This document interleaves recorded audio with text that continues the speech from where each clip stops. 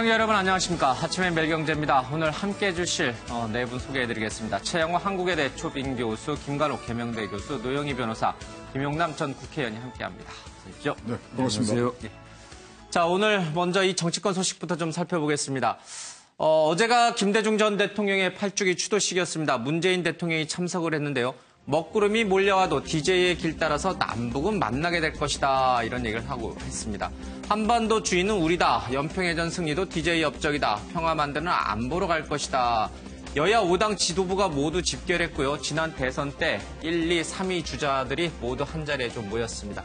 안철수 전 대표는 저 뒤쪽에 앉아 있어서 대통령과 조우는 좀 안 됐다라고 합니다. 문 대통령은 김대중 전 대통령은 햇볕 정책으로 얼어붙은 남북 관계를 개선했고 2000년 6월 역사적인 남북 정상회담과 6.15 공동선언으로 남북 화해 협력에 빛나는 이정표를 세웠다라고 추켜 세웠습니다.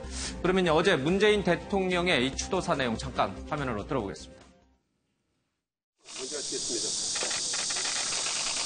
7번 주고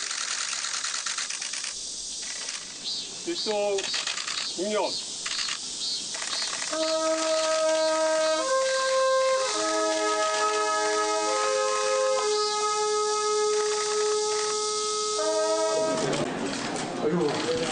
감사합니다. 지난번에 살리도 때도 늘 김대중 대통령이 생각하면서 못 받으려고 노력합니다.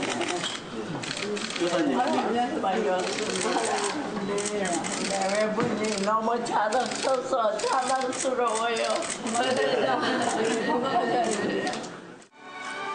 작은 섬 하이도에서 시작한 김대중의 삶은 목포에서 서울로, 평양으로, 세계로 이어져 마침내 하나의 길이 되었습니다. 개인적으로는 본받고 싶은 정의로운 삶의 길이고 국가적으로는 한반도의 평화와 번영을 위해 뒤따라야 할 길입니다.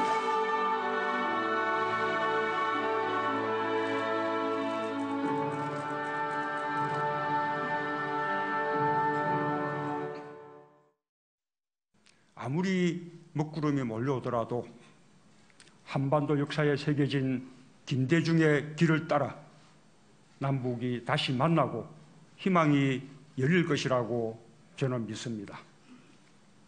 당신이 하셨던 말씀이 생각납니다. 인생은 아름답고 역사는 발전한다. 발전하는 역사에서 김대중이라는 이름은 항상 기억될 것입니다. 저는 무너진 나라를 다시 이렇게 세우겠다는 각오로 대통령 직무를 수행해오고 있습니다. 20년 전 전대미문의 국가부도 사태에 직면했던 김대중 대통령님의 심정도 같았을 것입니다. 1998년 취임 연설 중에 국민의 고통을 말씀하시면서 목이 메어 한동안 말을 잇지 못하던 모습이 또렷합니다. 국민을 사랑하는 마음이 절로 배어놓는 그 모습에 국민도 같이 눈물을 흘렸습니다. 대통령님을 믿고 단합했습니다. 예, 문재인 대통령이 김대중 전 대통령의 추도식에 좀 참석을 했습니다.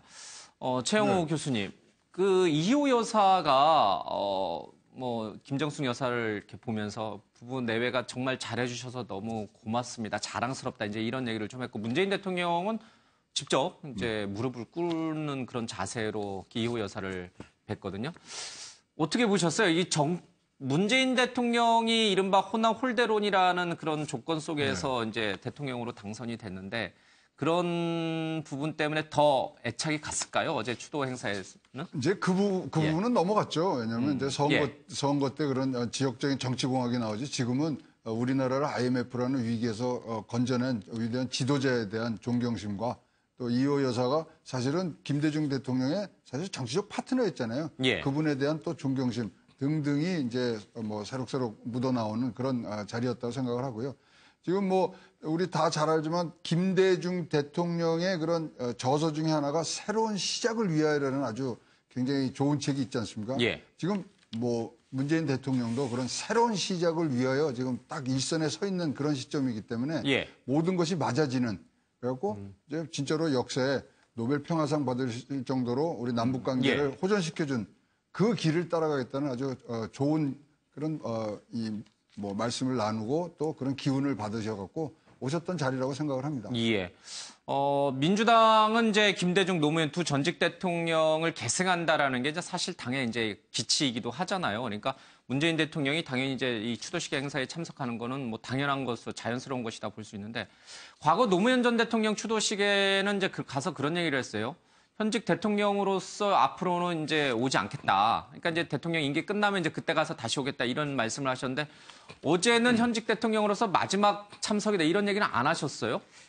이것에 대해서 뭐 큰 의미를 좀 찾고자 하는 분들이 굉장히 많은 것 같은데 그래요? 예. 큰 의미는 좀 없을 것 같아요. 근데 이제 왜 그러면 노무현 전 대통령 추도사 때는 그런 말씀을 하셨냐? 예. 그러니까 성공한 대통령으로 돌아오겠다. 그런데 이제 그 전제는 뭐냐면 자꾸 제2의 노무현 정부라고 한계를 그으려고 그러는 그런 경향이 굉장히 많았거든요. 예. 그러니까 이제 그거를 뛰어넘는 그런 성과를 보여서 내가 오겠다. 그런 차원에서 시간을 어떤 규정을 한 것이고 예. 반면에 이제 어제 있었던 그 이제 DJ에 대한 어떤 추도사 부분은 뭐 굳이 그렇게 뭐 내가 끝나고 오겠다. 그래야 될 필요성은 없는 것이죠. 예. 그리고 이제 어제 가장 큰 방점은 뭐냐면 안보와 평화를 같이 추구를 했다. 그렇게 해서 통일을 추진해 나갔다는 것인데 지금 문 대통령이 추진하고 있는 제재와 대화 예. 일종의 투트랙의 기조가 사실상 DJ의 어떤 기조에 뿌리가 있다. 뭐 이걸 강조하는 것이고 또 한 가지는 사실 IMF 위기라는 국가적 위기에서 출발을 했잖아요. 예. 이 DJ 정부도. 근데 이제 문재인 정부도 마찬가지로 사실은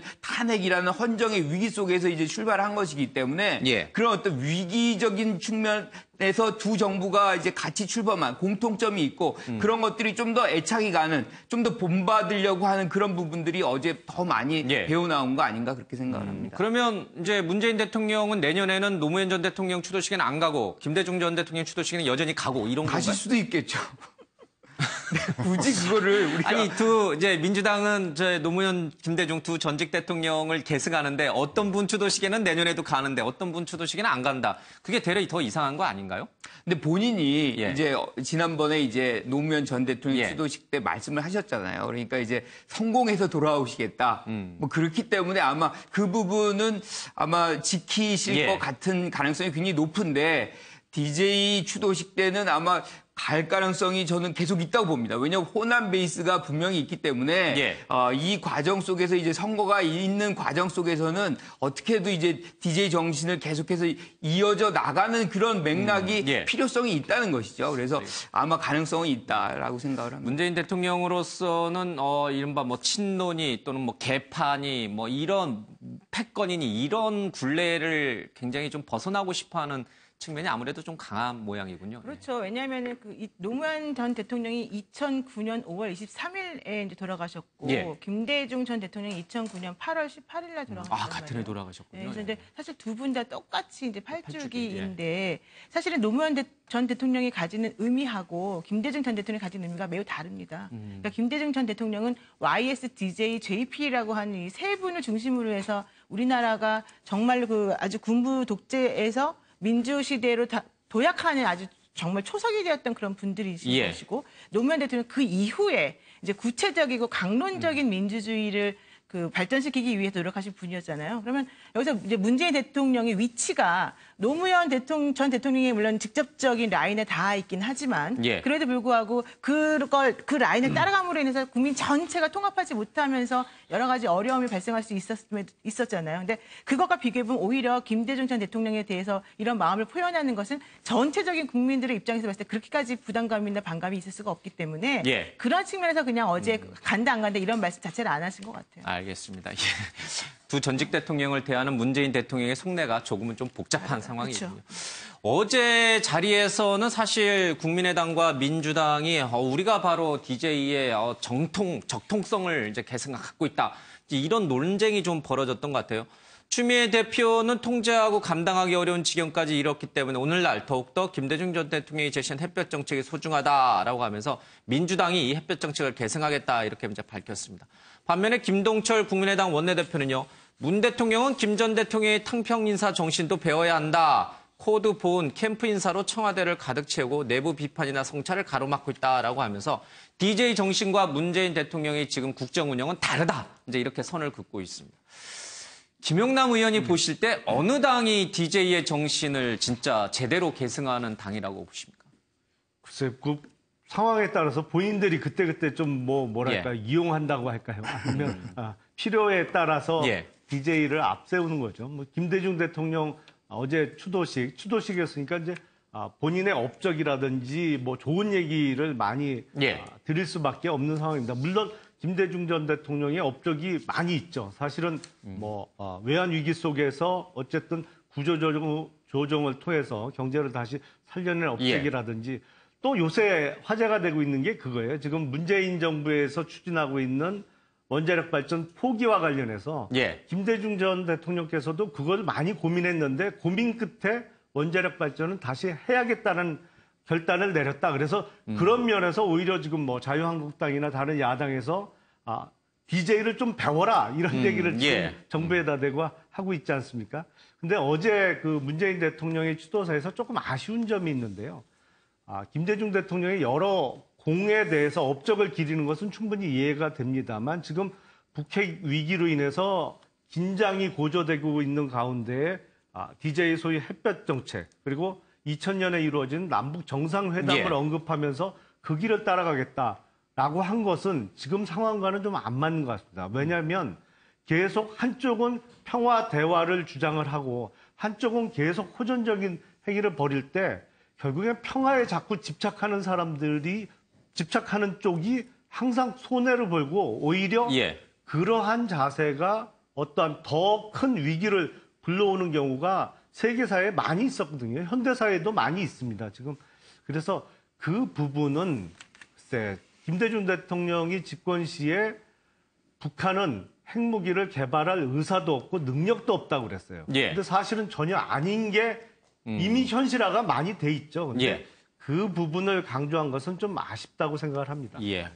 여전히 남북 문제와 관련해서는 이제 시각 차이가 분명히 또 존재하는 거예요. 근데 한 가지만 그러면 제가 김용남 의원께 좀 여쭤보고 싶습니다. 하태경 바른정당 의원이 어제 그런 얘기를 했어요. 이제 김대중 전 대통령에 대해서 뭐 지금 많이 사라지긴 했습니다. 아직도 여전히 일부에서는 무슨 뭐 빨갱이다, 또 퍼죽이다, 이런 식의 이제 어떤 딱지를 꼬리를 붙이는데 이제 그거 그만 붙이자. 이제 그만 좀 그런 구도로 김대중 전 대통령을 이제 호칭하지 부르지 말자 이런 얘기를 하는데 동의하세요? 보수층도 이제는 그만 좀 빨갱이라는 딱지를 좀 떼는 거 동의하세요? 글쎄요, 빨갱이라는 표현은 요새는 잘 안 쓰지 않나요? 거의 사라졌지만 또 일부 쓰시는 분들이 그렇습니다만 극히 일부 있습니다만. 그 퍼주기를 비판하는 것은 아마 햇볕 정책의 문제 그리고 사실은 1994년도에 김일성 사망 이후에 북한 경제가 완전히 무너졌거든요. 그래서 고난의 행군이라고 북한에서는 부릅니다만 수백만 명이 정말 굶어 죽을 정도로 경제가 파탄나고 그때 북한 체계가 많이 흔들리고 있었는데 김대중 정부의 햇볕 정책과 이를 계승한 노무현 정부에서 많은 원조를 해준 게 틀림없는 사실이죠. 이제 그래서 어떻게 보면 김정일 체계가 안정화되는 기반을 제공했던 거 아니냐, 이런 의미에서의 비판은 많이 있습니다, 지금. 어쨌든 그런 비판은 가능하지만 빨갱이다라고 이제 원색적으로 꼬리표 붙이는 건 이제 그만 중단하자. 이건 이제 저도 동의합니다. 좀 그런 구분은 좀 없으셨으면 좋겠어요. 저는 어제 그 하태경 의원 말씀이 정말 되게 중요한 이정표라고 생각하는데요. 기본적으로 계속해서 다른 상대방을 공격할 때 색깔론을 그동안 계속 주장해 왔었었는데 사실 지난번 문재인 대통령 그 대선 당시에도 그 색깔론이 이제 먹히지 않았거든요. 그러니까 그게 바로 이제 국민의 마음이라고 하는 것이고 실제 빨갱이다 아니다 좌파다 아니다 이런 것보다는 구체적으로 우리나라의 민주주의를 위해서 어떻게 하는 것이 좋은가라고 하는 것에 대해서 국민적 관심이 더 많다는 측면에서 좀 제대로 된 평가를 하는 것이 맞다 이렇게 봅니다. 한국 전쟁이 끝난 지는 60년이 넘었습니다만 아직도 남북이 대치되다 보니까 아주 그 오래된 해묵은 빨갱이니 뭐니 이런 얘기가 아직도 조금은 나오는 모양인 것 같습니다. 햇볕 정책에 지금 말씀하셨는데 그 부분도 사실 여러 가지 논란이 있거든요. 그러니까 지금 추미애 대표가 얘기했지만 햇볕 정책이 가동될 때 북한의 군사 역량이 가장 낮았습니다. 그러니까 이것이 실질적으로 햇볕 정책을 안 하고 봉쇄 억압 뭐 이런 정책으로 그 지난 10년 동안에 거의 대부분의 ICBM, SLBM, 핵 뭐 이런 것들이 사실 더 증강이 된 거거든요. 그래서 그런 부분들은 햇볕 정책이 이걸 만든 것이 아니고 그것 때문에 북한 정권이 살아났다라고 얘기하는 것은 좀 호도되는 성격이 있다라고 알겠습니다. 지적하고 싶습니다. 햇볕 정책을 둘러싸고 이 평가가 서로 다르다는 거는 뭐 저희들이 익히 잘 알고 있으니까 시청자 여러분들께서 좀 판단해 보시기 바랍니다. 근데 어제 행사장에서 하나만 더 짚을게요. 홍준표 자유한국당 대표가 참석을 하셔서 주무시는 건지 아닌 건지 헷갈릴 정도로 눈을 감고 계셨고 안철수 전 대표는 이제 맨 뒤쪽에 앉아가지고 이제 뭐 의원도 아니니까요. 근데 뒤쪽에 앉아 있었는데 지난 대선 때 지지율 1, 2, 3위 분이 다 한 자리에 모이셨는데 이게 뭐 서로 이렇게 반갑게 맞이하긴 좀 그랬나 보죠? 어색한가요? 아니 뭐 추도식이기 때문에 그분들이 스포트라이트 받을 이유는 하나도 없지만 또 김대중 대통령이라는 그런 무게감, 그 추모식의 그런 엄중함에 다 오시긴 오셔갖고 오래간만에 5당 대표가 다 오셨어요. 그런데 그게 바로 김대중 대통령의 정신이거든요. 모이고 협치하고 서로 아끼는 그런 부분에 이제 함축을 했는데 뭐 화면에도 지금 잠깐 나온다면 굉장히 많이 피곤하신가 봅니다. 그래서 계속 눈을 감고 계신데 지금 자유한국당이 다시 새롭게 태어나려고 그러면 더 열심히 하셔야 되겠죠. 그렇지만 하여튼 협치가 김대중 대통령의 정신이었다는 거는 꼭 좀 기억해 주셨으면 좋겠습니다. 알겠습니다. 잠시 뒤에 이 다른 후보였던 분들의 근황은 또 짚어보도록 하겠습니다. 자, 청와대가 문 대통령 취임 100일을 맞아서요, 실내 내부도 좀 공개를 했고, 대통령의 소소한 인터뷰, 셀카봉 인터뷰도 좀 있는데, 지난 100일 가장 좋았던 순간이 언젠가 물어봤더니, 5.18 광주 민주화운동 기념식 때 님을 위한 행진곡을 부른 것이다, 이런 얘기를 좀 했고요. 또 늦은 시간까지 일을 한다는 소문이 있는데, 잠은 충분히 잔다. 퇴근하면은 찡찡이랑 TV 뉴스도 본다. 김치찌개, 된장찌개 같은 거 좋아한다. 이런 소소한 얘기들을 좀 털어놨습니다. 직접 영상으로 좀 보겠습니다. 5.18 광주민주화운동 기념식 때 그때 참 좋았습니다. 우선 임을 위한 행진곡 재창할 수 있게 된 게 아주 기뻤고요. 그때 돌아가신 아버님께 드리는 편지 낭독하면서 그 눈물을 흘리신 그 여성분, 이분이 어깨에 머리를 묶고 그냥 펑펑 우시는 거예요. 어깨가 막 들썩들썩할 정도로. 그래서 정말 이렇게 해서 이분의 서러움이 다 녹아서 없어질 수 있다면, 그리고 또 내가 또 위로가 될 수 있다면 참으로 좋겠다라는 생각을 했습니다. 퇴근 후에도 이제 자유롭지 못한데, 그래도 시간이 나면 이 관저 주변을 특히 우리 마루 또는 토리, 찡찡이 하고 함께 이렇게 또 산책을 한다든지, 찡찡이는 또 함께 TV 뉴스 보는 걸 좋아합니다. 그래서 그런 시간이 좀 행복한 시간이죠. 이 소통은 온라인, 오프라인 가리지 않고 전방위적으로 소통하려고 합니다. 청와대가 어떤 결정을 했고, 그 결정을 어떤 과정을 거쳐서 내렸고, 또 그렇게 결정한 이유가 무엇인지 국민들이 다 아실 수 있도록 하고,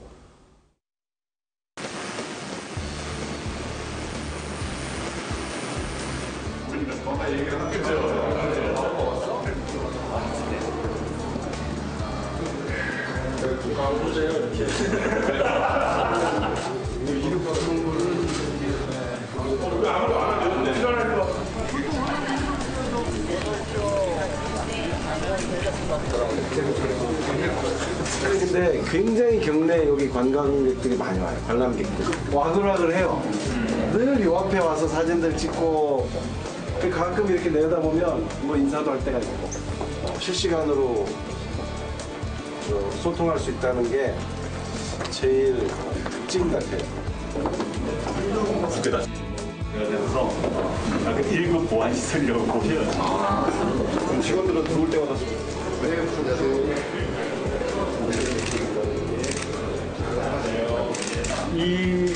우리 영민관 전체가 업무 공간으로 무섭습니다. 울산 광도 좁고 제주도 좁고 그래서 일부는 저쪽에 경호동 거기 있기도 하고. 많이 드시나요? 쌓였네요. 예, 뭐 공용책들인데 다 소화를 해가지고 그 길장 규제 간담회 할 때는 뭐가 음식 같은 게 좀 나와요. 예. 네, 전화하겠습니다. 자, 하나, 둘. 예. 안 되시죠?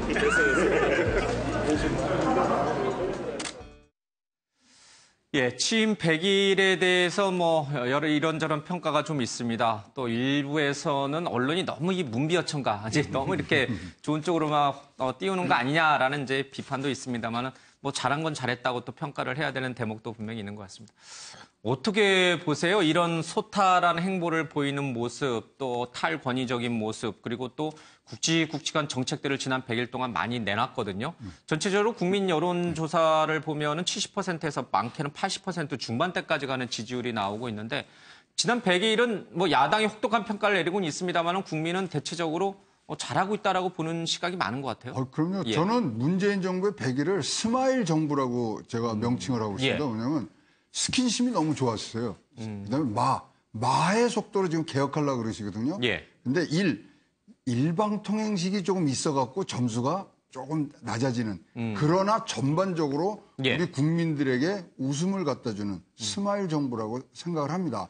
그러나 지금 이제는 취임을 하고 100일이 지나면 총론에서 강론으로 접어들어야 될 시기거든요. 예. 자, 아베노믹스를 할 때 아베노믹스의 그 100일하고 거의 비슷한 수준이에요. 거기도 지지율 70%, 그다음에 주식도 30% 올랐. 거의 경제적으로 비슷한데 아베노믹스 때 뭐랬냐면 세 가지 화살이라는 걸 그때 100일 때 내놓고 그러고 진행을 합니다. 그러니까 그때는 분명히 정책이 나와 있고 목적이 나와 있고 수단이 이제 나와야 되는 강론이 나와야 되는 부분들인데 그 부분들이 지금 아직까지도 눈에 보이지 않는 상태. 거기에 조금 점수가 좀 박하게 드리고 싶습니다. 알겠습니다. 김건욱 교수님 어떻게 평가하세요? 뭐 굉장히 긍정적으로 봅니다. 일단은 이제 소통과 탈권이라는 것은 기본적인 어떤 과거의 어떤 정부들, 대통령들이 하지 않았던 부분들을 아주 새롭게 하고 있어요. 국민들은 굉장히 신선하게 그걸 받아들이고 있고요. 그런 측면과 더불어서 개혁이 아주 속도감 있게 지금 전개되고 있습니다. 복지 분야, 특히나 이제 적폐청산 같은 거는 굉장히 오래된 것들이에요. 그러니까 권력의 집중, 검찰 개혁, 이런 것들, 그다음에 국정원의 어떤 정치 개혁 문제.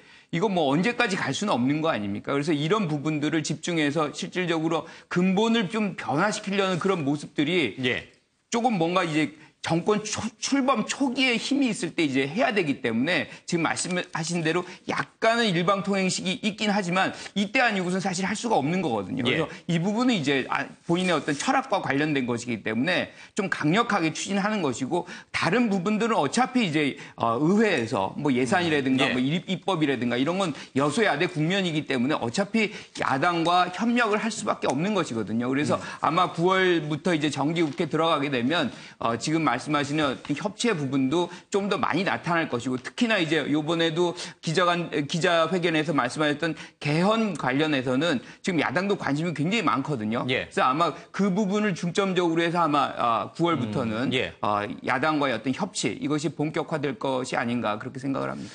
긍정적 평가가 다수 지배적이긴 합니다만은 부정적 평가도 있습니다. 비단 야당뿐만 아니고요. 노무현 정부에서 초대 정무수석을 지냈던 유인태 의원이요. 탕평 인사했다고 문 대통령 벌써 오만한 끼를 보인다라는 얘기를 좀 하고 있습니다. 역대 정권을 통틀어서 가장 균형 인사, 탕평 인사, 통합적인 인사라고 국민들이 평가한다라고 대통령이 취임 100일 기자회견에서 얘기를 했는데 어떤 국민이 그렇게 인정하는가라고 하면서 자화자찬했는데 벌써부터 상당히 오만한 끼가 보인다는 얘기를 하고 있습니다. 실제로 보면은 여러 장관 후보자들의 낙마도 좀 있었고요. 그리고 그 인사들이 대부분 캠프 출신 쪽이어서 인사와 관련돼서는 이제 여러 비판이 좀 있었는데 문 대통령이 이를 간과하고 오만한 끼를 보였다라고 이제 유인태 전 수석이 얘기를 했습니다. 이런 비판은 좀 뼈아플 것 같긴 해요. 그렇죠? 문 대통령으로서는. 근데 사실 어쩔 수 없는 부분이 있다고 생각합니다. 왜냐면은 다 아시다시피 인수위도 없었을 뿐더러 사실 본인이 잘 알지 못하는 분들을 함부로 누군가로부터 추천을 받아서 인사를 할 수는 없는 부분이에요. 이 초창기에는. 그리고 본인이 뭔가를 추진하려고 하는데 그러니까 노선하고 같은 방향으로 가는 사람이 처음에 들어와서 이 바탕을 만들어줘야지만 되는 것인데 그런 것들을 검증되지 않은 사람은 무조건 뭐 인사에 쓸 수는 없지 않겠습니까? 예. 그러니까 탕평 인사, 코드 인사라고 하는 부분은 이 문재인 대통령과 어떤 인연으로 이분이 추천되었는가에 대해서 사람들이 관심을 가질 때 얘기가 되는 그런 부분들인데 예. 그런 분들 중에서 이제 하자가 있느냐 없느냐 그런 분들이 정말 제대로 추천된 사람이냐 일을 잘하냐 못하냐 이것까지 연결이 되어서 나중에 종합적으로 평가가 되어야지만 그게 뭐 탕평 인사인지 코드 인사인지가 지금 밝혀지는 것이고 예. 지금 현 단계에서는 그런 걸 지금 말할 수 있는 단계는 아니죠. 다만 몇몇 분이 이제 특별하게 우리가 기대했던 것에 못 미치게 여러 가지가 좀 나왔기 때문에 이런 얘기가 나오지만 그것도 다른 정부는 뭐 그런 게 없었나요? 다 똑같이 있었습니다. 다만 우리가 지금 생각하는 그런 인사에 대한 기준이 예전에 생각했던 인사에 대한 기준보다 훨씬 높아져 있기 때문에 예. 이제 판단하는 분들이 조금 그런 부분을 소홀히 했던 부분들이 있겠죠. 그러나 지금 현재로서 탕평 코드 이런 얘기를 할 수 있는 단계는 아니다라고 저는 봅니다. 오만함이라는 게 이제 문 대통령과 매칭이 되는지는 이제 굉장히 논란이 있었습니다. 일단 오만한 끼라고 보기는 아직은 좀 이르다 이렇게 보시는 거군요. 그러니까 그렇게 볼 수도 있는 것이 예를 들면은 다 야당이 반대함에도 불구하고 뭐 임명을 강행한다던가 예. 이런 것들을 보게 되면 아 우리 말 하나도 안 듣고 자기 마음대로 하는구나. 그게 오만한 거다라고 말할 수 있겠죠. 그리고 당신이 보여주는 이미지 정치라고 하는 것하고 안 맞는 거 아니냐. 당신은 국민들에게는 이미지 좋은 사람으로 남으면서도 실제 하려고 하는 건 다 하지 않냐. 이런 식으로 지금 비판을 하고 있는 건데 과연 그것이 정말 오만해서 그런 건지 야당이 예. 발목을 잡아서 그런 건지 그런 것들을 정확하게 분석을 한 다음에 얘기가 나와야죠. 주관적인 얘기를 가지고 하면 안 되는 거죠. 한국갤럽 여론조사를 보면은 역대 취임 100일 대통령들의 쭉 지지율을 비교해 봤을 때 김영삼 전 대통령이 이제 가장 높았고 두 번째가 이제 문재인 대통령이다라고 이제 조사 결과를 내놨는데 사실 김영삼 전 대통령도 군사정권 이후에 최초의 문민정부다라고 해서 뭐 금융실명제부터 여러 가지 이제 좋은 정책들을 많이 내놨죠. 집권 초기에 우리는 문민정부야, 국민이 뽑은 정부야. 그래서 우리가 하는 정책은 다 오라, 국민이 다 지지해 줄 거야라고 출발은 굉장히 산뜻했지만 뭐 마지막에는 지지율이 9%, 뭐 7% 이제 떨어지면서 IMF 외환위기를 불러온 주범이다 이런 이제 불명예까지 하는데 혹시 그 전철을 따라가고 있는 것은 아닌지 또 그렇게 보시는 분들도 좀 있는 것 같고요. 항상 경계를 해야죠. 사실은 지금 문재인 정부가 출범하면서 초기에 지지도가 상당히 높게 나옵니다만 위험한 게 분명히 지금 100일을 평가할 때 뭐 일부에서는 소통이 아니고 쇼통이다 뭐 이렇게 비판도 합니다만 자유한국당에서 그래요. 이미지 메이킹은 분명히 성공한 거는 틀림없는 사실입니다. 이제 뭐 이렇게 격의 없이 대하고 보다 친밀하게 다가가는 이미지 메이킹은 분명히 성공을 했는데 문제는 지금 내놓는 정책에 있어서 의료보험 개혁도 그렇고 뭐 엊그저께 발표한 기초연금 인상과 아동수당 문제도 그렇습니다만 발표할 때마다 뭐 이게 20조짜리, 30조짜리를 지금 며칠마다 계속 발표하고 있습니다. 지금 뭐 통계를 좀 내보면 지금까지 발표한 정책을 이행하기 위해서도 200조 이상의 재원이 필요하다고 분석이 되는데 사실은 이게 누구나 많이 해주고 싶죠. 어느 정부라고 그걸 마다하겠습니까? 뭐 많이 해주겠다 그러면 인기 올라가고 칭찬받는데요. 근데 문제는 지속 가능하느냐 이게 과연. 그리고 대한민국이라는 게 이 정권 임기까지만이 아니고 그 이후에도 지속적으로 발전해 나가야 하는데 앞으로 이게 감당할 수 있는 부담이냐 이걸 다 걱정해서 재정 건전성을 걱정해서 뭐 기재부 공무원들도 반대하고 또 국회에서는 논의도 하고 이런 거거든요. 근데 문재인 정부 지금 초기 100일 동안 앞으로 더 어떤 게 나올지 모르겠습니다만 지속 가능성의 측면에서는 대단히 의문이고 이게 지금 안보 위기와 더불어 김영삼 정부는 초기에 높은 지지율이 막판에 외환위기로 경제적인 위기가 오면서 뭐 처참하게 무너졌습니다만 문재인 정부는 경제적인 문제 그러니까 앞으로의 그 세금 부담이나 이런 경제적인 문제뿐만 아니라 안보 위기도 극복해야 되는 사실은 두 개의 장애물을 어떻게 넘느냐에 따라서 임기를 마칠 때의 평가는 뭐 지금하고 대단히 달라질 가능성도 꽤 있다라고 생각이 됩니다. 문재인 정부 집권 5년만 반짝 인기를 끌기 위해서 막 포퓰리즘, 선심성 정책을 내놨다가는 그 뒤에 들어오는 정부들이 그냥 엄청 고생하고 국민이 결국 피해를 본다. 아마 이런 주장이 이제 야당 일각의 주장인 것 같습니다. 근데 사실 이제 문재인 대통령도 얘기를 했습니다만 김동연 경제부총리도 얘기했고 윤중현 전 경제부총리가 이제 방금 김용남 의원이 얘기하신 것처럼 너무 이게 지금 현 정부에서만 뒤는 생각 안 하고 이런 정책을 판단하고 지적을 했습니다만은 문재인 대통령도 그렇고 김동연 현 경제부총리도 아니다. 충분히 예산을 다 짜보고 치밀하게 검토 끝에 내놓는 정책이지 뒷세대들 생각 안 하고 막 이렇게 인기 끌기 위해서 이렇게 내놓는 게 아니다라고 분명히 이제 여러 번 이제 강조를 좀 하고 있습니다.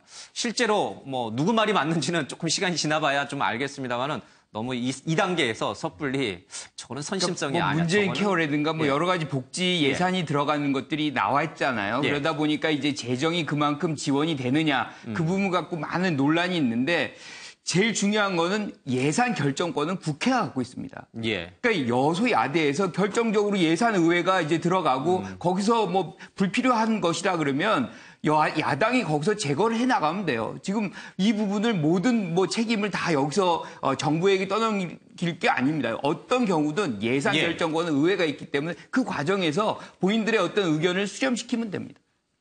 짧게 좀 설명을 드리면 이제 모든 돈 들어가는 게 국회에서 결정할 수 있는 건 아닙니다. 예를 들어서 지금 의료보험 확대 적용과 관련해서는 그거는 뭐 국회에서 입법으로 다룰 문제는 아니거든요. 그러니까 급여 부분을 3,800개 예. 종목 확대하는 것인데 문제는 이게 지금 의료보험이 아시겠지만 우리가 초고령화 사회 진입을 눈앞에 두고 있기 때문에 한 21조 정도 흑자를 쌓아놨는데 이게 안 그래도 어르신들의 비중이 점점 늘어나면서 예. 소모될 수 없는, 고갈될 수밖에 없는 상황이 있는데 이걸 급격하게 늘리면서 지금 의료보험비가 사실은 소득의 한 6.12%를 우리가 의료보험비를 내고 있습니다. 예. 그런데 이게 앞으로 급격하게 상승할 수밖에 없는 체계를 만들어 놓다. 예. 그리고 이게 불가역성이 있잖아요. 한번 해주기 시작하면 걷어들이기는 대단히 어렵습니다. 알겠습니다. 이쪽에서는 잘한다라고 이제 얘기를 하고 있고 저쪽에서는 걱정된다라고 얘기를 하고 있습니다만 국민은 잘한다 쪽에 조금 더 점수를 좀 주고 있는 게 지금 상황입니다. 문재인 대통령의 이른바 셀카봉 영상 잠깐 보고요. 조금 더 얘기를 나눠보겠습니다. 여러분 고맙습니다. 고마워요 문재인. 취임 100일 최고의 선물입니다. 제가 더 고맙습니다. 지난 100일 국민 여러분 덕분으로 잘 올 수 있었습니다. 앞으로 100일 그리고 더 많은 시간들도 국민 여러분과 함께 가겠습니다. 국민 여러분 감사합니다. 사랑합니다. 근데 이제 이 문재인 대통령 취임 100일을 비판하시는 분들도 문재인 정부가 잘 안 되기를 바라서 그런 거 아니죠? 성공한 정부로 끝나기를 바라기 위해서 이른바 입에 쓴 조언을 고언을 하시는 거죠? 예. 그 당연하죠. 이게 대한민국이 잘못되면 큰일 나는 거죠. 예, 잘 예. 돼야죠, 당연히. 근데 기억나시겠지만요. 노무현 대통령 100일 지나자마자 바로 대통령직 못해 먹겠다는 얘기가 나왔었지 않습니까? 예. 거기하고 비교할 때 보면 지금 국민의 그런 소통 부분이라든가 국민의 그런 아쉬운 점, 서러운 점 긁어주시는 데는 예. 지금 역대 대통령 중에서는 제일 잘하시는 것 같고요. 아까 말씀드린 그런 재정 문제 이런 것들에 대해서 이제 강론만 내주시면은 믿고 쫓아갈 수 있는 그런 토대가 돼 있습니다. 예. 뭐 노무현 전 대통령이 대통령직 못해 먹겠다라고 얘기한 것은 당시 이제 우호적이지 않았던 언론 환경이라든지 그렇죠. 여러 환경에 대해서 그냥 푸념조로 하신 얘기인데 그게 그냥 한 보수 언론에 그냥 대문짝만하게 나와가지고 갑자기 시끄러워졌었죠. 예. 요새는 언론이 너무 우호적이에요. 그때에 비하면. 이 대목에서 제가 뭐라고 말씀을 드려야 될지 모르겠습니다. 이명박 정부, 박근혜 정부 초기에는 그러면 언론은 비우호적이었나요? 예. 당시 정권에도 굉장히 우호적이었던 걸로 저는 뭐 부끄럽습니다. 예. 시진핑 문 대통령의 초심을 잊지 말자 두 차례 언급을 했는데 뭐 다른 맥락이겠죠. 뭐 사드라든지 뭐 이게 한중 관계와 관련돼서 한 얘기인데 그냥 뭐 요 제목만 놓고 보면 문 대통령이 초심을 잊지 말고 좀 국내 정치도 좀 잘 풀어나갔으면 싶다라고 해서 제가 이 제목을 좀 골랐습니다. 뭐 다른 맥락이긴 합니다만. 자, 정경도 합참의장 후보자 얘기인데요. 정권 입맛 따라 답변서 대폭 수정했다라고 하는데 이정현 무소속 의원이 청문회에서 지적했습니다. 지난 16일 날 서면 답변서를 보면은 이 사드 문제도 그렇고요. 북한 핵 문제도 그렇고요. 뭐 김정은 정권을 인정해야 하는가라는 부분에서도 좀 이렇게 군인의 모습, 그렇죠? 예, 그런 강한 답변들이 쭉 있었는데 청문회를 앞두고선 답변이 좀 바뀌었습니다. 문재인 정부 코드 맞추기를 한 것 아닌가. 뭐 북한에 대해서 주적이란 개념은 뭐 한국의 특수한 상황을 좀 인정해야 된다. 뭐 이런 얘기를 좀 하시기도 좀 했고요. 그리고 한미연합훈련 축소 뭐 이런 부분에 대해서는 전혀 고려하고 있지 않다라는 기존 입장을 고수하긴 했습니다만은 13군데 정도를 이제 답변서를 고쳐서 냈다라고 이제 이정현 의원이 주장하고 있습니다. 글쎄요, 이게 코드 맞추기인가요? 아니요, 잘못된 건 하나도 없습니다. 저는 제 생각에는 군 통수권자가 대통령이고요. 뭐 군대에는 그 존직에 그 밑에 있는 2인자인 합참의장이 통수권자의 철학을 따라가는 건 맞다. 이건 뭐 그렇죠. 그럼 뭐 명령은 어떻게나 지금 우리 전시 상황에 있는 우리 대한민국에서 명령이 나쁘거나 옳건 군 통수권자가 모든 책임을 지는 거고 거기에 명령에 따라서 나갈 수 있는 준비를 하는 것이 그는 합참의장의 그런 본분이라고 생각하고요. 뭘 바꿨느니 이제 이게 내용이 틀려진 부분에 대해서 분명히 합참의장이 왜 바꿨느냐를 설명하면 되는 거죠. 저걸로 문제 삼을 일은 없다고 생각을 합니다, 저는. 어제 청문 보고서는 채택이 됐어요. 그러니까 청문회 통과해서 이제 합참의장이 됐어요. 김용남 의원님, 문제가 있는 합참의장이에요? 아니면 우리 최영호 교수님 말씀하신 대로 당연히 자연스러운. 글쎄, 저는 최 교수님 말씀에 조금 선뜻 동의하기는 어려운데요. 군인은 군인으로서의 자세가 있어야 합니다. 근데 지금 뭐냐면 문재인 정부 출범하면서 5월 9일 날 선거에서 승리하고 5월 10일부터 이제 본격적으로 취임이 됐는데 지금 청와대 국가안보실이 군인 출신이 없어요. 국가안보실은 사실은 외교관 출신들이 다 들어갔습니다. 그 자리를. 그래서 합참의장의 청문회의 답변 내용도 이게 군인의 입장보다는 마치 보면 외교관의 답변 내용을 보는 듯한 내용으로 많이 바뀐 거예요. 근데 지금 외교도 필요합니다만 사실은 군인은 군인 본연의 자세를 보여주고 북한을 주적으로서 인정하고 언제든지 북한이 도발할 때는 그거보다 훨씬 강력한 응징을 하겠다는 자세를 보여주면서 또 외교 문제적으로 대화를 풀고 이렇게 해야 되는데 뭐랄까요? 좀 이렇게 좀 국가 전체적으로 안보 라인이 좀 흐물흐물해진다고 느낌이 오는 거는 조금 우려가 됩니다. 근데 또 바로 얼마 전까지 박근혜 정부에서 국가안보실이라든지 뭐 청와대 경호실장까지도 전부 군인 출신이 가서 너무 강경일보였다라고 이제 비판이 막 쇄도했는데 지금은 또 이제 거꾸로 이제 군인 출신이 없다라고 해서 또 비판이 또 나오는 거군요. 알겠습니다. 자, 대선 낙선 100일 후 홍준표, 안철수, 유승민, 심상정 후보들에 있습니다. 전력 질주 홍준표, 또 후보 안철수, 100일 동굴 유승민 뭐 이런 얘기가 있습니다. 문재인 대통령의 100일이 잘한다 이렇게 극찬의 100일이었다면 이분들은 존재감을 좀 찾기 어려운 100일이었다. 뭐 이분들이라고 표현하기보다는 사실 이분들이 속해 있는 당이겠죠. 그렇죠? 당이 야당이 제대로 역할을 못하고 제대로 지지를 못 받는 그런 현실에 고통스러운 100일이었다라고 이제 얘기들을 많이 하시는데 노 변호사님은 이 가운데 누가 제일 고통스러웠던 것 같아요? 짓궂은 질문인가요? 안철수 그 전 후보가 가장 힘들지 않았을까. 본인이 사실은 대선에서 그렇게 세 번째 3위로 떨어질 것을 아마 기대를 못했을 것이고. 그래도 2등은 할 줄 알았죠. 그리고 본인이 가지고 있었던 여러 가지 정치적인 능력이라고 하는 것이 마지막에는 사실은 처참하게 이제 평가절하되는 부분들이 좀 있었다라고 생각할 것이고 또 하나 더 중요한 것은 국민의당의 그 내분과 관련된 부분하고 또 그 문준영 씨 관련된 이제 제보조작 사건이 본인에게까지 이제 온 것에 대해서 여러 가지 심통한 부분이 있었을 거란 말이에요. 그런 상황에서 지금 이제 호남표를 중심으로 해서 만들어진 이 당의 이미지나 당이 앞으로 어떤 방식으로 나가야 될지에 대해서 어떤 설계를 그려야 되는데 설계를 그리기 위해서는 기반이 튼튼해야 되지 않겠습니까? 근데 대선이라고 하는 건 앞두고 당연히 당이 모두 다 한 방향으로 가겠지만 지금은 그게 아니기 때문에 아마 그 안에서 많이 힘들 것 같고 특히 본인 때문에 이제 당의 그 해체될 위기까지 지금 다 막 거론이 되는 상황이기 때문에 아마 좀 너무 많이 힘들지 않았을까 생각합니다. 그러면요, 이 새 전 대선 후보들의 행보 화면으로 보고요. 조금 더 얘기 나누겠습니다. 이번 선거 결과는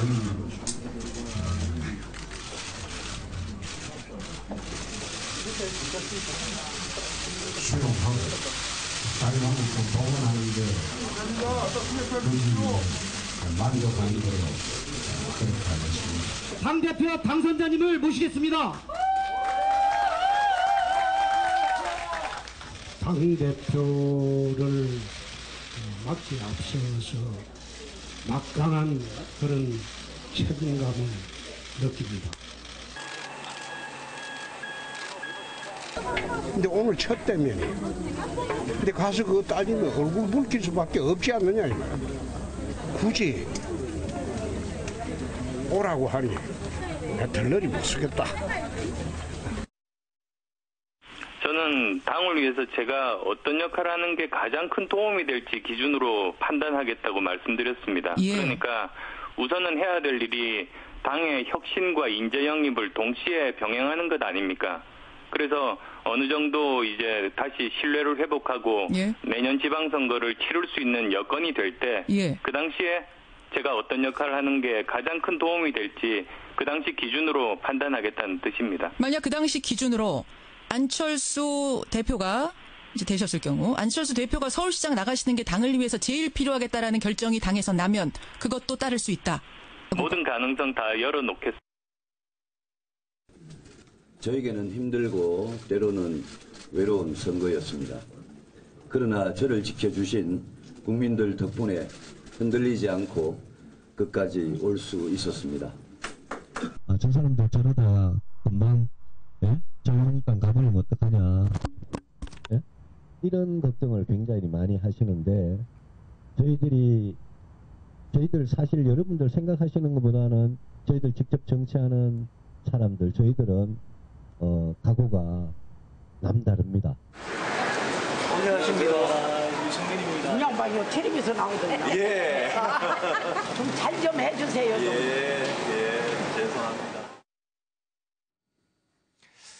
네, 사실 우리나라가 좀 발전하고 정치도 좀 발전하려면 뭐 대통령도 잘해야 되고 여당도 잘해야 되지만 야당도 잘해야 되거든요. 그래서 잘 견제도 하고 비판도 하고 그래야 되는데 지금 뭐 당 지지율이 나왔습니다만은 지금 자유한국당이 뭐 10%대 중반대 지지율도 있습니다만 또 어떤 여론조사를 보면은 뭐 7%대 나온 것도 좀 있고 그래요. 뭐 10% 다 안팎이고 뭐 6%, 5% 이럽니다. 이 뭐 대통령이 잘하니까 이 더불어민주당이 뭐 이 어부지리로 저렇게 잘 나온다 뭐 이렇게 얘기하시는 분도 있습니다만 상대적으로 야당이 너무 제 역할을 못 찾고 있다라는 비판이 많아요. 그러니까 지금 많은 분들이 사실 대통령의 100일만 관심이 있습니다. 예. 그런데 실질적으로 야당의 100일은 무엇이냐라고 한다면 어떻게 보면 굉장히 처참한 평가예요. 그러니까 지금 뭐 16%가 이제 자유한국당 예. 여기 조사에서는 나오지만 다른 조사에서는 11%, 10% 미만도 있습니다.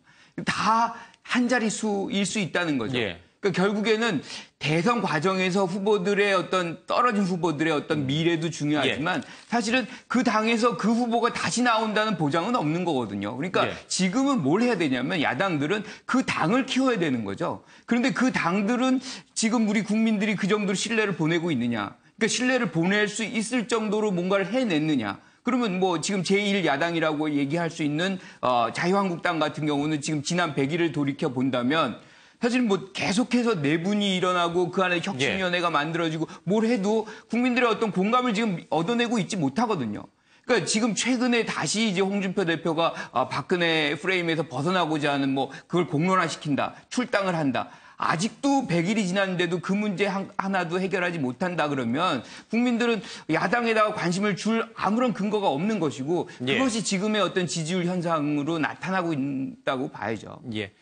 지난 100일 동안 야당은 이제 처절한 반성과 또 성찰 또 혁신의 시간을 가져야 되는데 그 이제 가진 것인지 그래서 이제 지금부터 이제 제대로 또 야당의 모습을 보여줄 것인지 아니면 여전히 이제 내용 속에서 계속 저런 낮은 지지율을 보일 것인지 좀 관심 있게 좀 지켜봐야겠습니다.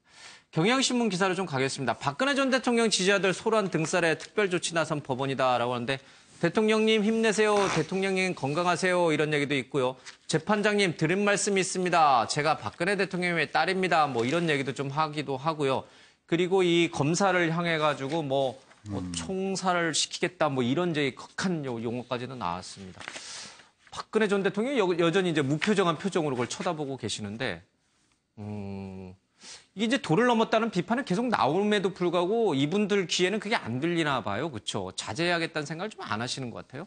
제가 보기엔 이제 10월 달로 향해서 가고 있는 그런 지금 중간 단계인데 이번 주, 그러니까 다음 주죠. 다음 주 금요일 날 이제 이재용 부회장에 대해서 지금 선거 결과가 나오지 않겠습니까? 그렇기 때문에 박근혜 전 대통령과 최진실 씨에 대해서 어떠한 앞으로의 그 양형이 나올지, 예. 그 유무죄가 가려질지에 대해서 좀 윤곽이 그려지기 때문에 그런 모든 것들이 다 종합적으로 지금 이분들에게 지금 표출되고 있는 게 아닌가. 왜냐하면 걱정도 되고 불안도 되고 지금 분위기 자체가 사실은 상당히 안 좋게 돌아가고 있다라고 하는 생각을 하다 보니까 예. 이게 마지막 스파트처럼 이제 불길이 확 타오르고 있는 것 같아요. 그래서 지금 현재 하고 있는 이 상황에서 그 재판이든 이 재판에 관여한 모든 사람들이 불공정했다라고 하는 것을 국민들에게 알림으로 예. 인해서 나중에 좋지 않은 결과가 나온다 하더라도 그것을 수용하지 않을 뜻을 지금 내비치고 있는 거라고 볼 수밖에 없는 거고요. 그렇게 하면 결과론적으로는 이제 보수 세력이라든가 이런 분들을 다시 집결을 해서 기존의 촛불 민심이라든가 혹은 기존의 뭐 다른 그 기존 야당들과의 여러 가지 행동들이 사실은 이 박근혜 전 정권을 타도하기 위해서 기획된 것이었다라고 하는 본인들의 주장을 예. 힘을 실어줄 수밖에 없는 구조니까 그런 쪽으로 나가려고 하는 것 같고 예. 또 하나는 이게 한번 그 심리학적으로 보자면은 사람들이 어떤 하나의 생각을 가지고 그쪽으로 계속해서 가다 보면은요 이게 나중에 가속도가 붙어요 생각이. 그래서 점점 극단적으로 행동할 수밖에 없는 구조가 되거든요. 스스로도 통제가 안 네, 돼요? 스스로 통제 못하고 이 실제로 적정 수준이 이만큼이라고 스스로 알아도 예. 그거보다 훨씬 더 높은 수준까지 그 표현을 하게 되고 표출하게 되는 구조가 되고 또 더더군다나 통제력을 잃었다고 생각하기 때문에 할 수 있는 게 없다. 이런 생각에서 예. 오히려 극단적인 행동을 할 수밖에 없는 구조가 나오거든요. 그러니까 이런 것도 아마 다 그런 것들이 다 같이 버무려져서 나온 게 아닌가 예. 생각합니다. 근데 저분들이 재판 열릴 때 막 소란 피워가지고 당신들 안 되겠다. 이제 이렇게 뭐 감치랍니까? 구치랍. 감치. 예, 감치 재판을 딱 열면은 죽을 죄를 졌다고 죄송하다고 자기 몰랐다고 이렇게 또 그때 바짝 납들이세요. 왜 그러신 거예요? 이렇게 막 소신 있게 그럼 계속 거기서도 정당성을 막 외치든지 이렇게 당신 이러면은 벌금 나오고 뭐 구치소에 10일 뭐 이렇게 될 수 있다 이렇게 딱 재판사가 얘기하면은 그때부터는 막 이제 하소연을 합니다. 몰랐다고 죄송하다고 죽을 죄를 졌다고 봐달라고. 뭐 실제로 몰랐을 수도 있고요. 그리고 이게 이제 여러 집단 속에 포함되어 있을 땐 자기와 뜻을 비슷하게 하는 사람들 사이에 있을 때는 왜 좀 용기가 나잖아요. 그런 측면도 있고 우리나라 그 법정 소란은 뭐 자주 있지는 않습니다. 가끔 있는데 그 전에 이제 소위 그 시국사범 재판할 때 법정 소란 행위가 왕왕 있었거든요. 근데 글쎄 저런 거는 그때도 제대로 뭐 감치나 이런 게 잘 이루어지지 않았어요. 근데 어떤 재판의 존중 내지 권위라는 측면에서 어떤 법정 소란 행위에 대해서는 즉각 그에 대한 응징을 하는 문화가 좀 그전부터 있었으면 좀 덜했을 텐데 그전에 이제 뭐 국가보안법 위반 사건이라든지 뭐 간첩단 사건이라든지 이런 재판을 하면서 왕왕 있었던 법정 소란 행위에 대해서 좀 제대로 대응을 안 했던 것이 자칫 잘못하면 이제 사회적인 논란이 있는 재판 때마다 이런 법정 소란이 재현되는 계기가 되는 게 아닌가 싶습니다. 예. 사실 이제 보수적 가치라면 이 이제 재판부라든지 사법부의 판단을 굉장히 존중해 주는 게 사실은 보수적 가치에 더 가까운데 보수를 자칭하시는 분들이 오히려 그런 가치를 배척하는 것 같아서 좀 씁쓸합니다. 근데 좀 궁금한 게 박근혜 전 대통령 재판과 관련돼서 이제 지금 막바지로 이제 치닫고 있잖아요. 근데 박 전 대통령이 항상 무표정하신 얼굴로 그냥 이렇게 이제 쳐다만 보고 있다래요. 뭐 지지자들이 소란을 피우던 말던 아니면은 나와 있는 나쁜 사람이라고 지칭했던 그분들이 나와서 왜 자기한테 나쁜 사람이라고 지칭했는지 묻고 싶다. 이런 얘기를 해도 그냥 무표정한 표정으로 가만히 계시는데 무슨 어떤 심리예요? 지금 뭐 딱히 본인의 그 주장에 그 틀이 뭘 말을 해서 될 건 아니죠. 저는 최순실은 막 따지잖아요. 아니, 내가 왜 언제 그랬냐 이렇고 막. 나는 아무 한 일이 없다.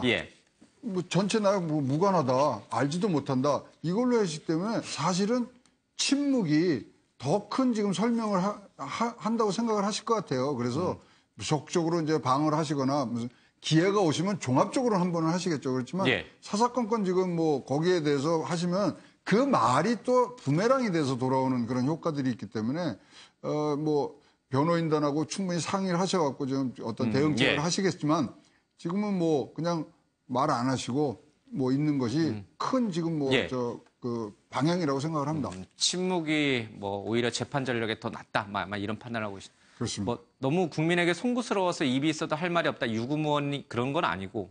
뭐 더 하실 말씀이 있는데 한 번 기회가 오면은 종합적으로 하실 거라고 생각을 합니다. 제가 보기에는 그런 건 아닌 것 같아요. 그 최순실 씨랑 박근혜 전 대통령이 처해 있는 입장이 너무 다르거든요. 최순실 씨는 여기서 중형이 이미 한 번 선고된 것도 있고 앞으로도 될 가능성이 되게 높아서 본인이 이 교도소를 벗어날 가능성이 별로 없어요. 그러면 평생 교도소에 있어야 될 것 같다. 끝까지 싸워야 되는 거예요. 그분 입장에서 예. 보자면은 박근혜 전 대통령이 무죄가 되지 않는 이상은 본인은 정말 끝까지 여기서 이제 머무를 수밖에 없기 때문에 이게 마지막이기 때문에 정말 상대방이 내가 생각하는 것 갖고 다른 얘기를 하게 되면 적극적으로 다툴 수밖에 없죠. 그러나 박근혜 전 대통령은 다릅니다. 왜냐하면 그동안에 일어났던 모든 것들이 본인이 해서 이런 일이 벌어졌다고 생각하지 않아요. 지금 현실적으로는. 그러면 그런 세세한 과정들을 나 잘 모른다. 내가 그걸 따져봤자 의미도 없다. 이건 변호인들이 알아서 할 일이다.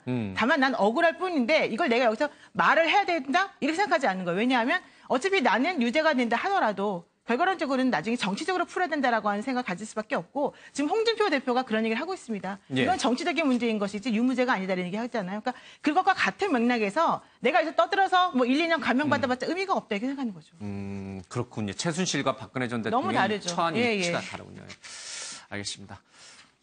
이른바 우리 블랙리스트는 이제 많이 다뤄봐서 저는 알잖아요. 이렇게 뭐 사상적으로 이렇게 문화 예술인들을 딱 찍어가지고 그들에 대해서 정부 지원을 이제 못하게 이제 중단하도록 한 건데 그 반대가 이제 화이트리스트입니다. 보수 진영 쪽에 정부가 돈을 대줘서 친정부적 성향의 어떤 활동들을 하도록 이제 도와줬다 뭐 이런 얘기인데 청와대가 전국 경제인 연합회를 통해서 어버이연합 등 보수 성향 단체들의 관제 데모를 지원했다는 이른바 화이트리스트 사건과 관련해서 서울중앙지검이 특수3부에 배당을 했습니다. 이 특수3부장이 바로 특검에서 일했던 양석조 부장검사인데 젊은 검사인데다가 신념도 강해서 뭐 당대 최고의 검사다 뭐 이런 평가도 좀 나오는 분이라고 합니다. 이거와 관련된 수사는 어떤 국면으로 치닫게 되나요? 당시 정경련 관계자들이 여러 차례 얘기를 했어요. 청와대 지시로 인해서 어느 단체에 돈을 줬다라고 청문회 나와서 증언까지 했어요. 이 파장은 어디까지 가는 건가요? 글쎄 일단은 법률적으로 이게 뭐 어떤 죄명이 적용 가능할지 조금 의문입니다. 사실은 이제 블랙리스트는 직권남용 권리행사 방해로 수사가 이루어졌습니다만 이 소위 화이트리스트는 지원을 하는 거잖아요. 그러면 어떤 권리행사 방해나 무슨 침해가 없는 건데 글쎄 이거를 어떤 죄명으로 해서 수사를 해 갈지 뭐 양석조 부장은 제 법무부 근무할 때 같이 근무한 적도 있습니다만 법리적인 검토를 충분히 하고 수사에 들어가야 되지 않을까. 지금 직권남용 부분도 사실은 김기춘 전 비서실장의 경우에 유죄가 인정됐습니다만 조윤선 전 장관의 경우에는 그 부분은 전부 무죄가 났거든요. 그러니까 까다로운 죄명인데 블랙리스트보다 좀 더 성립이 인정되기가 어려운 게 화이트리스트거든요. 그래서 이 부분은 어떻게 법리적으로 풀어갈지 저도 한번 좀 지켜봐야 될 것 같습니다. 지금 그 전경련에서 뭐 어버이연합 등 그 단체에 대해서 뭐 지원한 것과 관련해가지고는 이제 횡령이라던가 아니면 그 지원금을 어떤 식으로 사용했는지 이런 부분에서 불법적인 게 있다라는 측면으로 지금 접근할 수가 원래 있어서요. 형사부에서 맡던 것을 특수부로 넘겼다라고 하는 것의 의미는 그 결과를 보지 않고 그 결과가 있게 된 원인을 보겠다라고 하는 얘기고 정치적인 의미를 담고 있다고 볼 수밖에 없어요. 양석조 부장 같은 경우에는 이제 아까도 말씀하셨지만은 정말 수사를 열심히 하시는 분이거든요. 근데 그분이 지난번에 특검에서 이제 가지고 있던 수많은 정보들이 있단 말이에요. 그 정보들 속에서 이 화이트리스트가 왜 생겨났으며 그들에게 어떤 식으로 조직적 지원을 했기 때문에 공안적인 측면에서 이런 문제가 발생했다는 것을 보겠다. 그러니까 여기에 지금 공안적인 부분을 더 플러스해서 집어넣겠다라는 얘기가 좀 들어가고 있는 부분인데 지금 이제 말씀하시는 것처럼 그렇게 그냥 죄명을 못 정할 정도의 그런 상황은 아닌 것 같고 제가 알기로는 되게 상당히 구체적으로는 지금 틀이 짜여져 있는 것을 알고 있습니다. 알겠습니다. 근데 이게 국정원 TF도 좀 그렇고요. 뭐 이제 민주당 내에서도 적폐청산위원회가 이제 구성이 됐습니다만은 이 과거의 잘못된 관행이라든지 부패, 부정비리를 청산해내는 적폐청산과 전임 정부에 대한 정치 보복, 그 경계는 어딘가. 어떤 분들은 적폐청산이라고 봐서 당연히 강하게 해야 된다라고 주장하시고 어떤 분들은 야, 뭐 저런 것까지 수사하지? 저거는 정치 보복 아니야? 이렇게 또 생각하시는 분이 있어요. 그 경계는 뭔가요? 법의 예. 기준으로 이제 바라볼 수가 있는데요. 예. 분명히 이제 불법이냐 아니냐 뭐 그것이 가장 이제 상식적인 기준이 되겠죠. 예. 그런데 지금 말씀하신 대로 블랙리스트는 인권의 어떤 인간의 기본권을 제약하는 것이기 때문에 굉장히 사실은 우리가 중히 다뤄야 되는 엄히 다뤄야 되는 거고 예. 부분인데 이 화이트리스트도 마찬가지. 이게 뭐하고 연결이 되냐면 정치 동원하고 연결이 됩니다. 그러니까 집권당이 또는 이제 집권 정부가 자기들의 어떤 일들을 더 이제 이 지지를 끌어모으기 위해서 사실상 뭔가 베네핏을 주고 그들을 동원하는 그런 수단으로 많이 쓰인 거거든요. 사실 뭐 국정원 댓글 부대도 그 연장선상에 있겠죠. 그렇죠. 그리고 지금 국정원에서 뭐 NK 무슨 뭐 이 지식인 그룹 뭐 여기다가도 뭐 계속해서 돈을 뭐 근거가 뭐 명확하지 않은데 지금 주고 있다는 건데 그분들을 통해 가지고 뭐 한 건에 뭐 글을 쓰면 댓글을 뭐 10번 달면 5만 원을 줬다 뭐 등등의 이런 것들은 사실 친정부적인 어떤 행위를 하게끔 동원 우리가 이제 모빌라이제이션이라고 하는데 이거는 민심을 왜곡하는 부분이 있습니다. 그래서 이 부분은 법을 새로 만들어서라도 사실은 요번에 처벌을 못 한다. 지금 말씀하신 대로 뭐 법적인 어떤 그 규정이 모아서 요번에 못 한다고 해도 요번에 뭔가 정립을 하지 않으면 계속해서 정권들은 이거를 이제 활용하려고 하는 유혹에 빠지거든요. 그러니까 이 부분을 좀 이번 기회에 하나의 적폐로서 상정을 해서 좀 이 정리를 하는 그런 과정이 필요한 거 아닌가 이런 생각입니다. 적폐청산과 정치보복을 가장 명확하게 가르는 기준은 있죠, 분명히. 있습니까? 내가 하면 적폐청산이고 남이 하면 정치보복인데. 내로남불입니까? 위험합니다. 적폐청산을 한다고 하면서 지금 뭐 인사를 통해서 하고 있습니다만 사실은 인사청문회가 열리는 주요 보직 말고 사실은 차관급 이하 자리의 인사를 보면 검찰개혁도 마찬가지입니다. 사실은 검찰개혁의 핵심은 정치권으로부터의 독립 아니겠습니까? 근데 지금 최근에 이루어진 검찰 인사를 보면 역대 어느 인사보다도 사실은 정치적인 영향을 많이 받은 인사가 아닌가라는 좀 걱정이 됩니다, 사실은. 알겠습니다. 뭐 네 분의 말씀이 뭐 다 일리가 있는 말씀인데 글쎄 뭐 여론으로 결정할 문제는 아닙니다만 어쨌든 여론은 지금 문재인 정부의 이런 행동들이 정치보복보다는 적폐청산 쪽에 맞다라고 이제 손을 들어주는 형국인 건 맞는 것 같습니다. 남편 어떻게 버리지? 질문받은 일본의 인공지능 로봇의 답변이 화제가 되고 있는데 뭐 조금 쉬어가는 개념으로요. 인간은 인내력이 없어 이혼하고 기억력이 없어 또 결혼하지. 좀 더 참고 함께 살아봐. 무슨 철학자가 하는 얘기 같습니다. 솔직히 알파고에게 물어보고 싶으신 질문이 하나 있지 않습니까? 시청률 어떻게 올릴 것인가? 저희는 시청률 연연해 하지 않습니다. 거짓말인가요? 예. 근데 알파고 저거는 뭐 어떤 그런 뭐 지금 우리가 교육을 시켜야지만 되기 때문에 지나는 과정에서 많이 지나왔다는 거고요. 뭐 그 답 나온 것들이 꼭 뭐 유의미를 따지는 것보다 그렇게 가고 있는 부분에 굉장히 많은 진전이 봐지는 것 같고요. 우리가 빨리 참여를 해야 됩니다. 컨텐츠뿐만 아니라 하드웨어까지 그 부분으로 우리가 좀 해서 빨리 4차 산업혁명의 그 기술을 우리 쪽으로 돌렸으면 좋겠습니다. 알겠습니다. 어쨌든 뭐 세상은 굉장히 급속도로 변해가고 있는 건 분명합니다.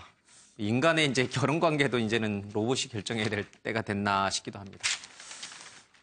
또 다른 주인공 녹색 택시 해외 중고 사이트에서 찾아서 7개월 제조했다라고 하는데 요즘 뭐 화제 영화입니다. 택시 운전사 영화인데 뭐 이 일본에서 가져오는 데만 1억 원이 들었다 이제 이런 얘기도 좀 흘러나오고 있습니다.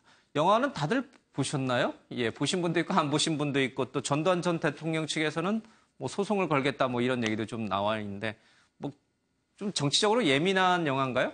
그 이제 대통령의 영화 정치학이 있습니다. 뭐 김대중 대통령 때 서편제부터 시작을 해갖고 뭐 변호인, 광해 임금이 된 남자, 뭐 그다음에 최근까지 와서 국제시장까지 왔기 때문에 영화가 가지는 그런 정치학이 크기 때문에 좀 양쪽에서 다 신경적으로 뭐 싸움을 하고 있습니다만은 자 국민이 다른 시각에서 다르게 볼 수 있고 공감을 할 수 있는 무대라고 생각을 하고요.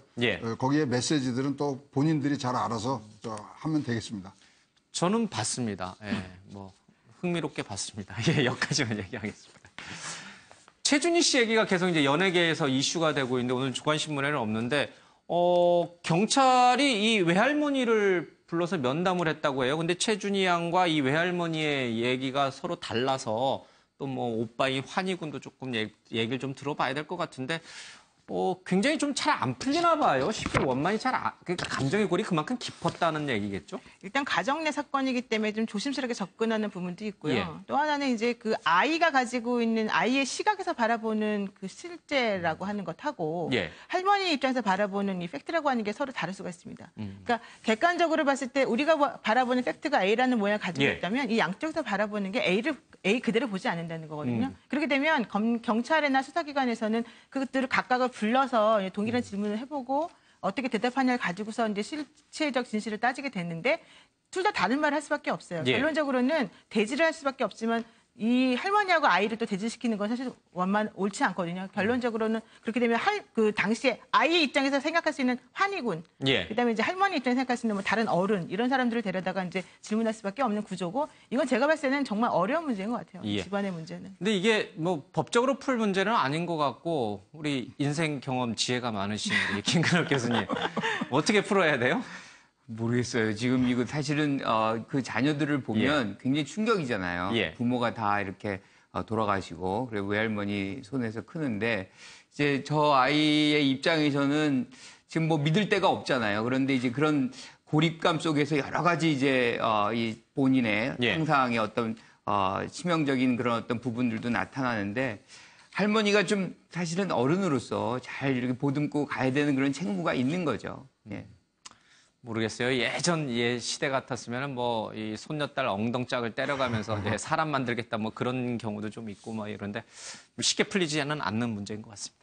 다시 정치권 소식으로 좀 돌아오겠습니다. 공천권 갈등 친문 추미애 향해서 대표 탄핵감이다라고 하는데 의총에서요 정당 발전이 반발 쏟아지고 있습니다. 지방선거 1년 전에 경선룰을 확정해야 되는데 그러니까 지난 6월쯤엔 결정했어야 되는데 그동안은 미적거리다가 지금 와서 느닷없이 이렇게 하는 게 뭐냐라고 해서 갈등이 좀 일어나고 있는 모양새입니다.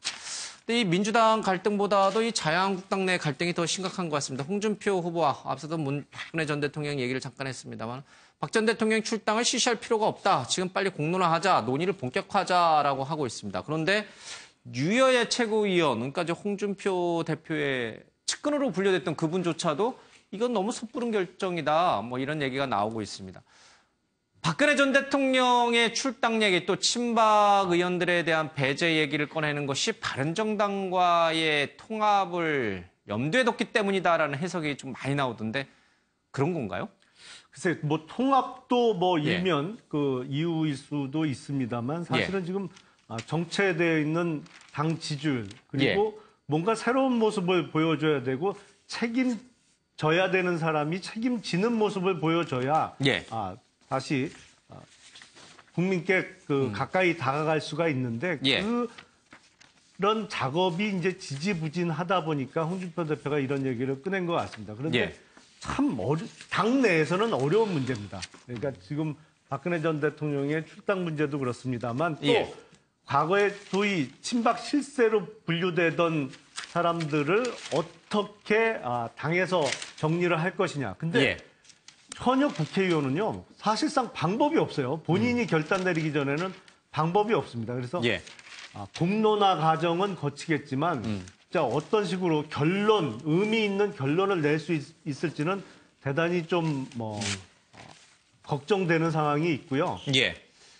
자유한국당이 정말 새로워지려면 누군가는 자기 희생의 모습을 보여줘야 되는데 그게 작년부터 계속 없던 것이 지금 당의 지지율이 계속 정치되어 있는 가장 큰 원인이 아닌가 싶습니다. 지금 그 홍 대표가 이런 시점에서 저 말을 꺼낸 것은 매우 의미가 있는데 왜 그러냐면 TK 민심조차도 이미 돌아섰다는 거예요. 문재인 대통령이 잘한다는 지지율이 높죠. 그러니까 그 전에는 철옹성이었단 말이에요. 그럼에도 불구하고 박근혜는 지켜야 된다. 박근혜에 대한 믿음은 이렇다라는 걸 TK가 계속 보여줬었는데 이제 내년 그 지방선거를 앞두고서 지금 사실 자유한국당이 다시 부활해야 되지 않겠습니까? 그 상황에서 TK가 박근혜 대통령에 대한 지지나 향수 이런 것보다도 문재인 대통령에 대한 새로운 기대로 지금 바뀌고 있는 민심이 흘러가고 있는 이 타임을 지금 골든타임으로 보는 거죠. 홍준표 입장에서는. 당연히 그러면 홍준표 대표는 이 상황에서 박근혜 대통령을 계속 끌어안고 가면서 지지부진하게 이 기회를 버리느니 차라리 정면 승부를 통해서 돌파해보자라고 하는 것이고 여기에 류여의 최고위원이 말하고 있는 것은 이 홍준표 대표에 대한 발언이나 이런 기조를 본인이 반대서라기보다는 예. 한쪽에서는 어르고 한쪽에서는 뭐 달래고 이런 여러 가지 것들을 지금 양면에서 사용하는 것이다라고 보는 게 제가 보는 오히려 맞다고 봅니다. 근데 이 지금 안철수 지금 국민의당 당대표에 도전하고 있는 안철수 전 대표가 당대표가 됐을 경우에도 바른정당과의 연대가 급물살을 탈 것이다라고 보시는 분들이 많고 지금 말씀하신 것처럼 홍 대표 머릿속에도 바른정당과의 재통합을 또 머릿속에 두고 계신 바른정당이 인기가 많네요. 서로 양쪽에서 구애를 받는 형국이네요. 뭐 진짜로 꽃놀이패가 될 수 있는 그런. 그게 꽃놀이패인가요? 예. 될 수 있는 거지만 지금 지금 100일이 지나고 예. 유승민 전 후보가 분명히 이제부터는 야당으로서의 책임을 다하겠다. 이제 비판할 거 비판해가면서 자리매김을 하겠다 그러는데요. 예. 저는 이제 국회가 정기국회가 되면서부터는 이 얘기들이 굉장히 많이 나올 겁니다. 근데 지금 이렇게 이제 박근혜 대통령에 대해서 얘기가 나오고 이러는 부분들 또 안철수 후보가 다시 나온 것들은 다 지금 저분들 생각에는 지난번 대선 결과를 지금 승복을 못하는 자세예요. 그러니까 지금 저는 이렇게 봤어요. 이 박근혜 대통령 탈당 문제는 자 지난번 선거에 내 진 거 억울해. 그래서 나 당대표 나왔어. 근데 내가 또 진 이유 중에 하나가 박근혜 대통령 때문이야. 그걸 치우는 거예요. 자숙해야 됩니다. 지금 대통령 재수해갖고 대통령 되면 4분이 돼서 학습 효과가 있다고 그러지만 그분들은 진짜로 몇 년의 그런 자숙의 기회를 해갖고 혁신하는 모습을 보고 나왔기 때문에 지금 뭐 지방선거를 뭐 단기적으로 보고서 저런 행동을 하시는 것 같은데 진짜로 가죽을 벗기는 혁신을 하셔야지 다시 보수가 보수 자리로 돌아옵니다. 알겠습니다. 자, 공포 입사인 스페인 어제요. 그동안 이 테러가 없었던 그래서 안전지대라고 불렸던 스페인에서 테러가 발생했습니다. 바르셀로나 이 관광객들이 많이 모이는 광장에 IS 추종자가 이 차를 몰고 지그재그로 다니면서 사람들을 엄청나게 치었습니다. 좀 끔찍한 사고입니다. 이른바 살충제 계란과 관련해서 이 식품 안전 관리 인증 기준인데 이 인증도 엉터리다라는 게 오늘 조선일보에 좀 기사가 좀 실려 있고요. 친환경 계란 4가지 황당 시리즈다라고 해서 지금 돌고 있는 것 같습니다. 작년까지는 농약 검사도 안 했다라는 얘기를 하고 있습니다. 일각에서는 우병우 전 민정수석이 2015년도에 이른바 살충제 관련된 기준을 이제 당시 식약처가 만들려고 했는데 이거를 보류시켰다 해서 책임론까지 불거지고 있는데 지금 현 정부에서 임명한 식약처장도 몇 달 전에 안전하다고 했잖아요. 그렇죠. 열흘 전쯤인가요? 예. 이제 벨기에에서 그 사건이 터지니까 우리는 이제 이거 다 문제가 없다. 뭐 이렇게 식약처장이 그렇게 얘기를 했어요. 이거는 우병우 전 수석한테만 쏠릴 문제는 아닌 것 같아요. 그럼요. 그리고 이게 굉장히 중요한 얘기입니다. 그리고 국민들이 그걸 믿었었던 것인데 그게 바뀐 지 딱 일주일 만에 그 얘기가 완전히 바뀌는 상황이 됐는데 이건 어떻게 보면 예고된 그런 어떤 예고된 사건이다라고 얘기를 할 수가 있어요. 이게 무슨 얘기냐면 우리 농산물부 같은 경우는 굉장히 그 업자들 측면에서 많이 봐줍니다. 그런데 우리 이 닭들이라는 것이 거의 밀접하게 이렇게 공간에 아주 작은 공간에 있죠. 이게 좀 넓은 공간이 돼야지 진드기를 비비고 이걸 없앤다 그러는데 이걸 그냥 허용을 한 거예요. 그리고 나서 또 식약처 같은 경우는 1,400군데인데 항상 거기서 한 60군데만 골라서 이제 검사를 했다는 거 아닙니까? 그러니까 이런 것들이 복합적으로 사실은 만들어진 결과다라고 얘기할 수 있는 거죠. 알겠습니다. 지금이라도 좀 제대로 된 대책 내놓고요. 먹거리 안전에 대해서 국민에게 좀 충분히 신뢰를 줘야 될 것 같습니다. 네, 오늘 아침 엠벨 경제는 여기서 마치겠습니다. 고맙습니다.